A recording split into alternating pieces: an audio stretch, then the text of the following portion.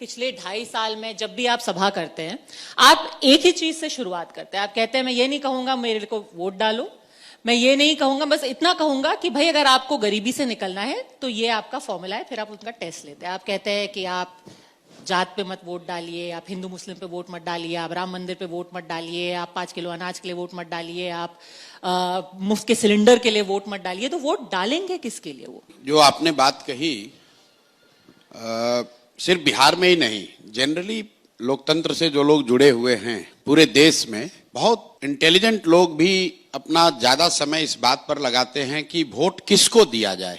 जबकि मेरी अपनी समझ ये है कि वोट किसको दिया जाए इससे ज्यादा महत्वपूर्ण है कि वोट किस बात के लिए दिया जाए।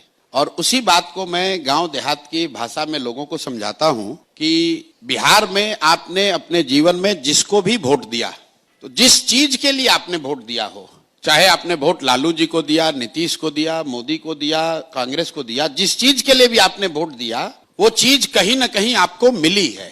ये लोगों का पहला होता है कि वोट किसको दिया जाए, किस पर भरोसा किया जाए। लोकतंत्र में इतनी अच्छी व्यवस्था है कि आपको भरोसा करने की जरूरत ही नहीं है। आप अपना विषय ठीक चुन लीजिए और जो उस समय में अच्छा, समय काल में अच्छा लगे उसको वोट दे दीजिए। ज्यादातर संभावना है कि वो काम आपका हो जाएगा। और मैं बिहार के नजरिए से गिनवाता हूं कि भाई अगर आपने 5 किलो अनाज के लिए वोट दिया है मोदी जी को, तो बिहार में चाहे किसी की सत्ता हो, बिहार में चाहे जितना भी भ्रष्टाचार हो, 4 किलो अनाज तो मिल रहा है। 1 किलो चोरी होता है, भ्रष्टाचार की भेंट चढ़ता है, लेकिन लोगों को 4 किलो अनाज मिल रहा है। लोगों ने यहां पर लालू जी को वोट दिया।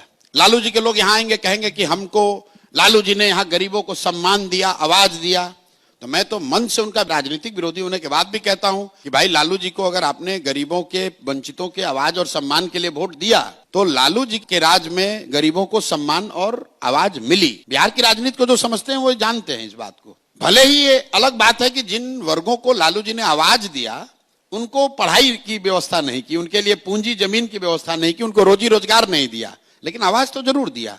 इसी तरह लोगों ने अगर नीतीश कुमार को वोट दिया बिजली के लिए कि बिहार में बिजली, पानी, सड़क की स्थिति सुधरनी चाहिए, तो बिहार में चाहे जो स्थिति हो, जब नीतीश जी 2005 में मुख्यमंत्री बने तो भी बिहार देश का सबसे गरीब और पिछड़ा राज्य था, और आज भी देश का सबसे गरीब और पिछड़ा राज्य है। लेकिन बिहार में घर घर बिजली आ गई क्योंकि लोगों ने बिजली के लिए वोट दिया, लोगों ने सिलेंडर के लिए वोट दिया, तो इसी बिहार में घर घर सिलेंडर बंट गया। लोगों ने मोदी जी का भाषण सुन के वोट दिया कि मोदी जी ने गुजरात में बड़ा विकास किया है, तो भाई गुजरात में विकास हो रहा है, जितना पहले